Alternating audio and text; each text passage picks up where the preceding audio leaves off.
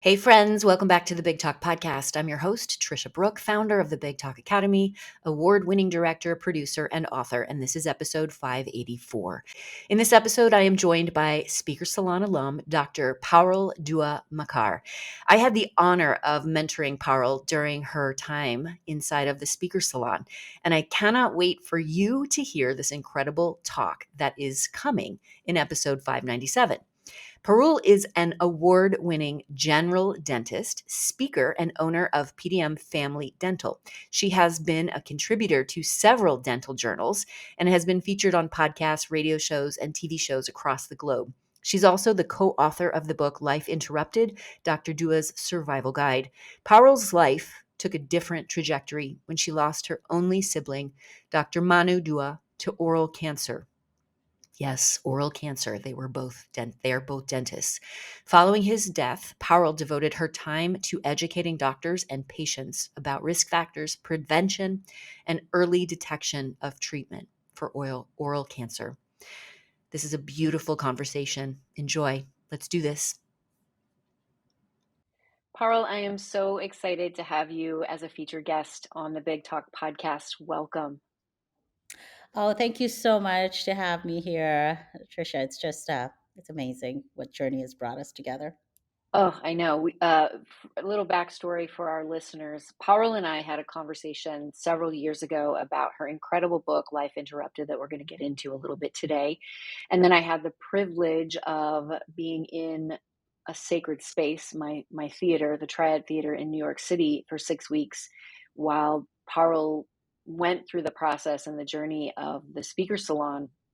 And what an amazing opportunity for us to be in community and in space together. So I always say, once I've been in real life locations and in a rehearsal process with my speakers, it's so hard to go back to Zoom or to remote. So although we are having this conversation in service of the podcast and the YouTube channel, and we're not in the same location, I really miss being in the same space with you and sharing that energy. No, it's so true. It's been an incredible journey, just the way we connected and being on the stage. I have no words. It's the universe speaking. Well, we are going to have some words for our listeners. We could sit here and allow the universe to just kind of guide us and sit in silence, which I do very frequently with my meditation teacher. However, today is in service of the listeners. So let's take it back a little bit, Parul, and you can take it back as far as you desire. I want you to give us a little bit of your backstory and what has led you to this moment in time with me. Wow. For your listeners who don't know anything about me, I'm a dentist and a mom, and I was doing my little practice and pretty content in my little bubble in New York. And what transpired or changed was something beyond our imagination. My younger and only sibling was diagnosed with cancer, oral cancer from the tongue, at the age of 32, and we expected him to survive. Unfortunately, nobody could have predicted the outcome, but also the time of COVID. So I had to deal with his surgeries and chemo radiation being away from him. He was in Canada and I here in the United States, and borders were shut down. So a lot of the treatment and the story was during the time of COVID where everybody was navigating and nobody had clear answers. And unfortunately, I lost him and I was not able to say goodbye to him. It was like you and I are chatting right now, Trisha. That's how I said, don't wait for me, Manu. You need to let go. You can go, and I'll make it there as soon as I can. We were waiting for those 3-day PCR test results, and I couldn't travel without them. And I had to have a special permission from the government of Canada called a compassion release. Um, so I was a day late, and I couldn't help him as a sister or as a daughter to my parents or as a dentist or anything. And he had left these letters or these blogs, he called them, and I helped publish into the book called Life Interrupted. And after his passing, I was found myself very alone in my grief because I had traveled so many different countries, different parts of the world.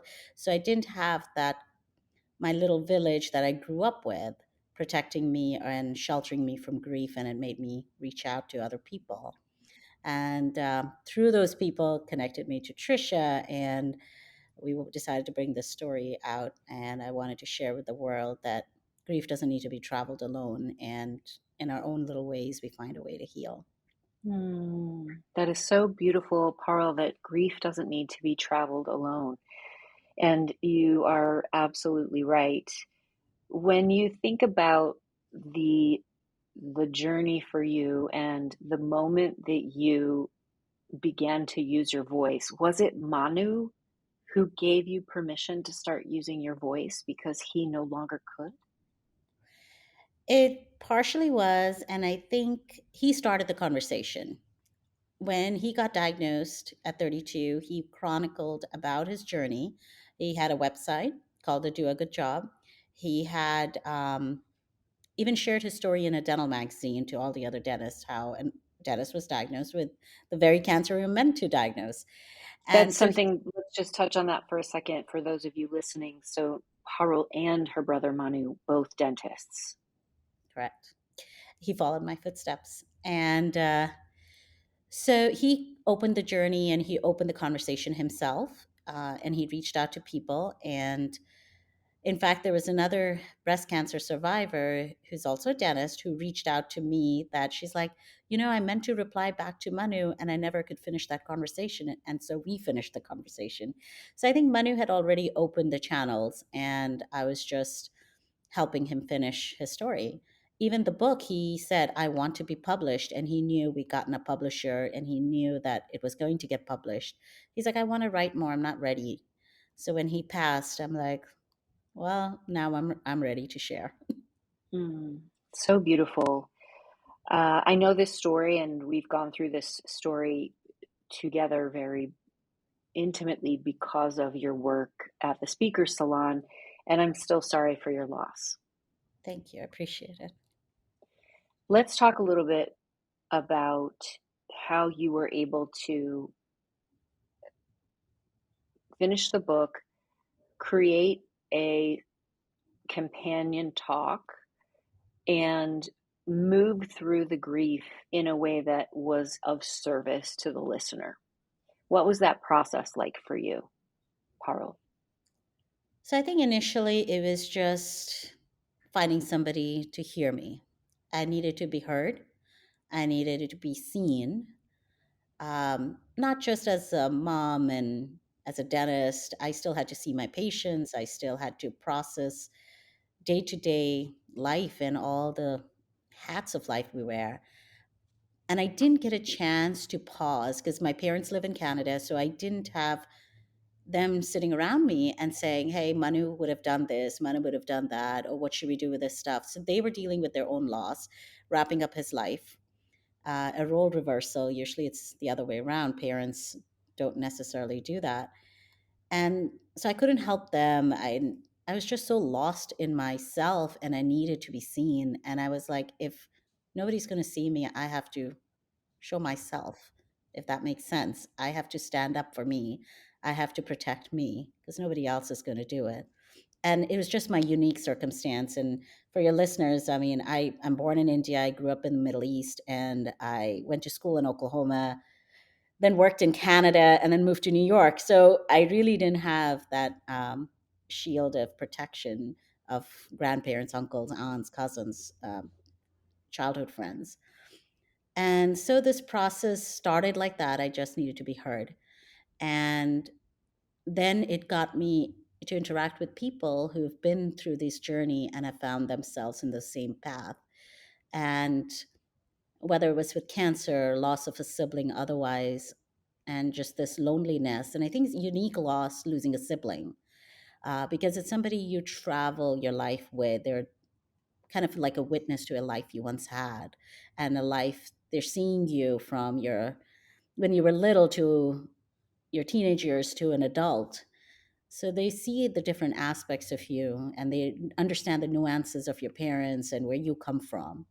So it's a very unique, very lonely loss. And I don't have any other siblings to share the grief with. And so that's how it started. And I wanted to not be Manu's death just a statistic. I didn't want that, oh, here's another death due to cancer.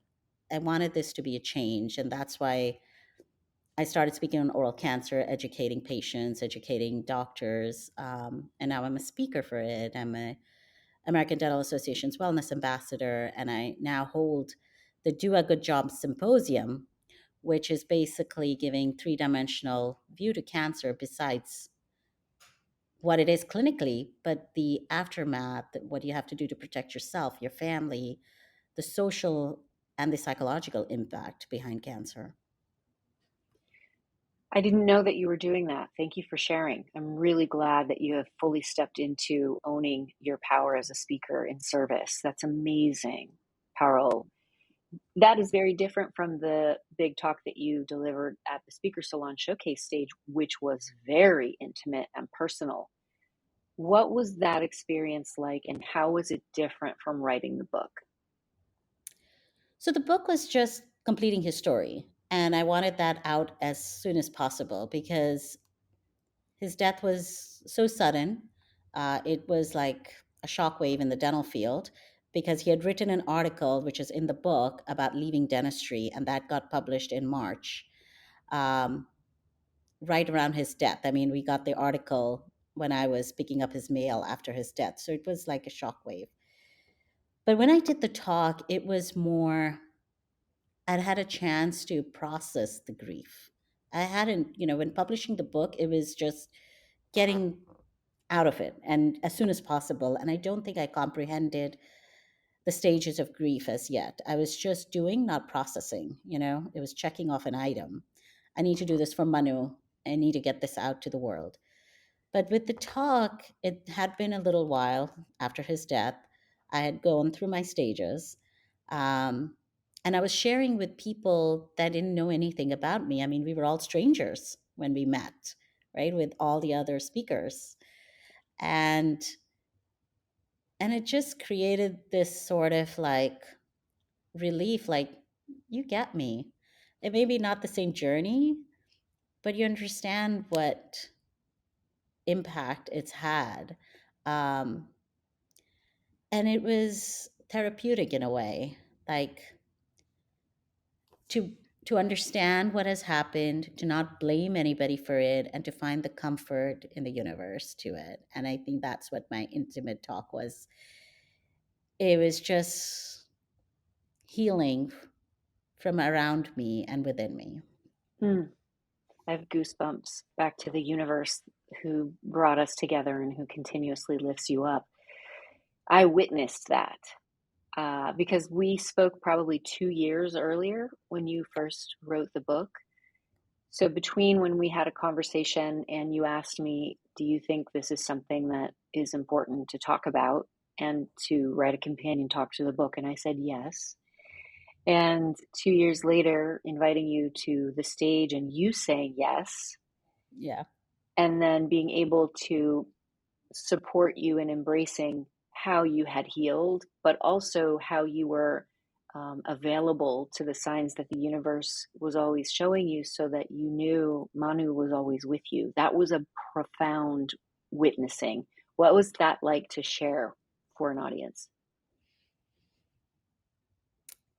I think we get so lost in our own little world.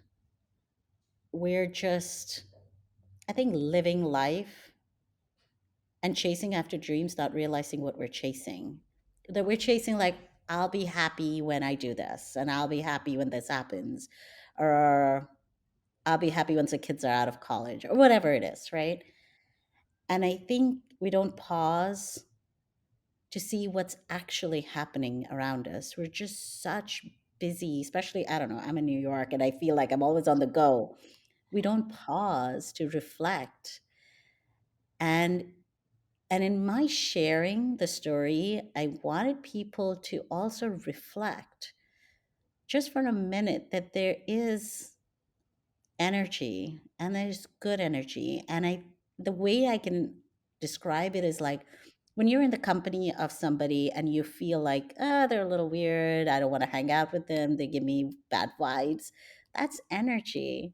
And when you feel you sit with somebody and they give you a nice smile or something, even if you don't have a conversation with them, you just feel good being with them. And then that's the only way I can explain it, that it's something we can't see. It's there and you feel it. And not to feel alone. Like my entire life, I've been alone. I lived alone for a lot of my period. I've traveled the grief alone. But I want people to know that you're not alone. There's something bigger. Um, I'm not saying faith and all that. There's something bigger than that. And just pause and, like you do, you meditate. In the silence, you find your answers. Um, and that's what I wanted people to understand, that whatever life is going to throw at you, it's a bumpy ride and it's unpredictable, and we don't know what tomorrow will hold, if there is a tomorrow. But there's still goodness, and there is power in what's around you, and just to embrace it. It took me a long Mm. time to embrace it. And I'm so glad that you did. yeah. And I'm so glad that you're sharing that from big stages because you have a way about you as a speaker energetically that is so comforting. Were you aware of that before? No, and I've never thought of myself as a speaker.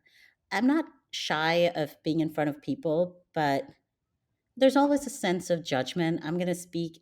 Is somebody interested to learn about me? Am I really worthy of, the 10 minutes that they have? I've never thought of that. And I think that's what you brought out in me, is that, yes, there is something in you. Yes, it needs to be shared. And I think I had a lot of self doubts.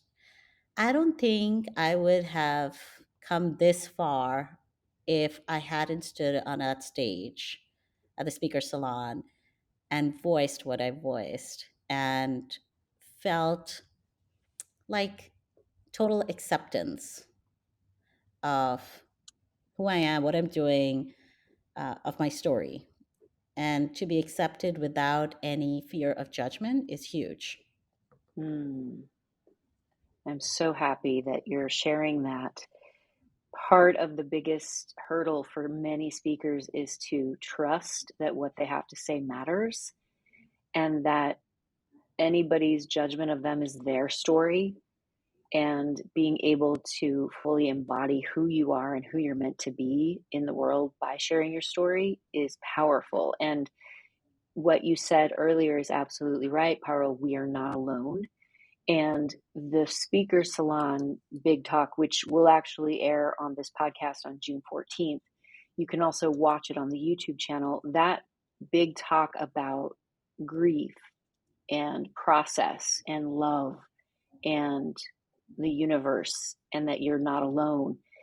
It's my hope that anybody who is grieving or has heartache or going through something, that they do feel alone, that they will listen to your talk, they will watch your talk, and they will be comforted by your talk. And that's the power of using your voice. So anyone who's listening, all of my community members, they all are of service. And this particular talk is so special and so tender. And I'm so glad that you crafted it and delivered it. And it's one of my favorite talks of all time, Parul. Oh, that's so special. It's true. It's true. Yes. When we think about the crafting of talks, there's a lot of magic that happens. There's a lot of energy that happens. There's a lot of trust. And I say that because I know it. I've seen it happen over and over. The Triad Theater in New York City is my sacred church. I've been on Mm. the stage for over 20 years doing tons of shows. And now that I bring my speakers to that location, what happens is they walk on stage just like you did, and they begin to talk, they begin the process, and there's a massive amount of trust going on, and there's a massive amount of space and sacred safety that I provide so that the magic can happen.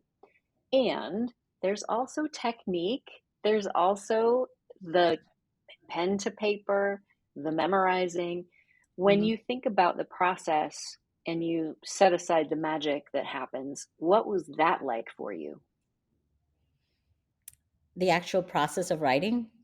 Writing, performing, memorizing, the stuff that's not fun. Um, I think writing has always been therapeutic. I think you put out thoughts you didn't think of, things come up. Um, in fact, when I was doing that talk, I had lost my grandfather, who was very close to around Manu's time. I wrote him a letter, Hmm. sharing, and it's for no one to read, but it's just something to get out of your system, I think. And it was hard. And I also wondered how my parents would feel about the talk that I was going to give. Because in that talk, when I say, when I talk about Manu's inability to breathe, it's because his cancer had affected his lung and he had fluid buildup. But I also talk about my ability to breathe. I lacked it, I fell. And what I'm talking about there is a panic attack that I had um, gone through a few times. And I still, like, I can't go into a holy place like a temple or a church. We went to Europe and there were churches and I refused to go in there because I felt betrayed. And I talk about that, about betrayal from God. Um, there's still mixed emotions in that. And so I also felt like, how my parents would feel about my talk. I wanted to be gentle and kind on them, um, in that they not know how much suffering I've had to do in my being alone, and it's not their fault. It's no Mm. one's fault, and not to blame.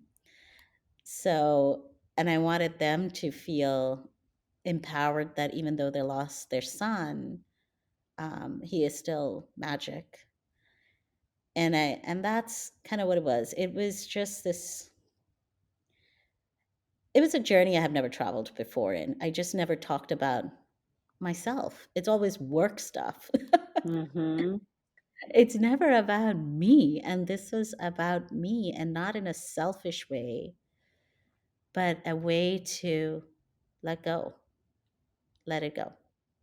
It was a very selfless way. It was in service of the audience and it was in service of humanity.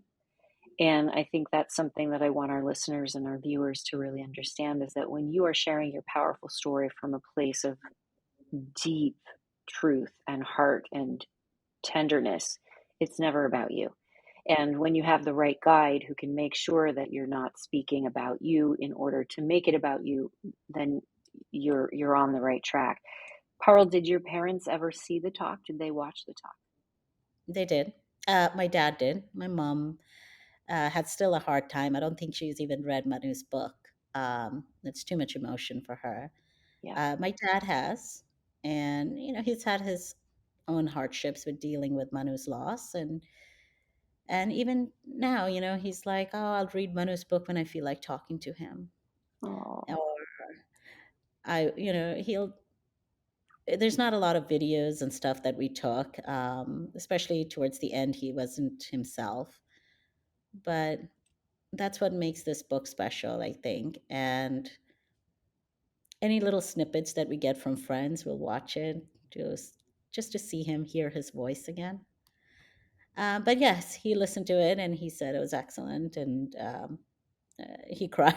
I think we all cried, but my mom yes. still has a hard time with it. Yeah, Mm. Well, when your mom is ready, I hope that it allows her to have some comfort like it did the rest of us. yeah, I do hope And so. we're going to put the link to Life Interrupted in the show notes, and we're also going to talk about something special that you have for the audience in a moment.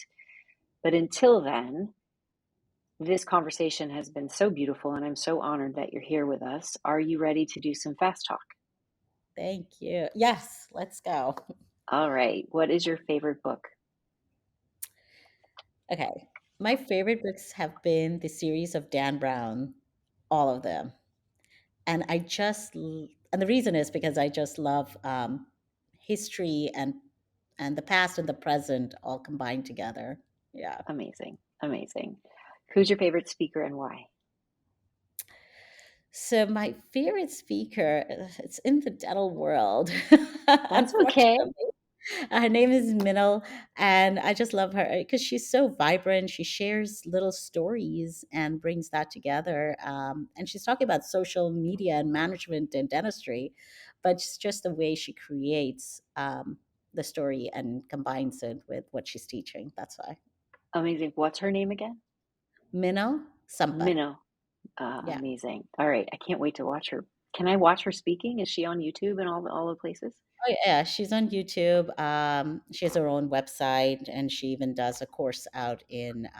It's called CE on the Beach at St. Thomas.